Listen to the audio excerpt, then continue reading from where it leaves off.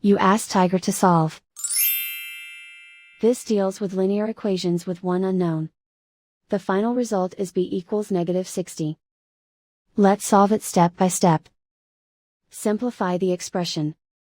Group like terms. Combine the fractions.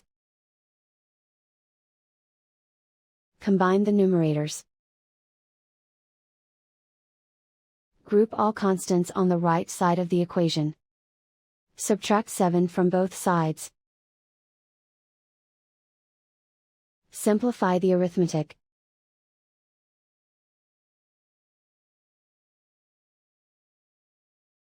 Isolate the b.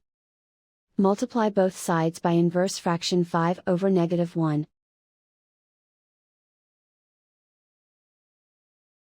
Group like terms. Multiply the coefficients. Simplify the arithmetic.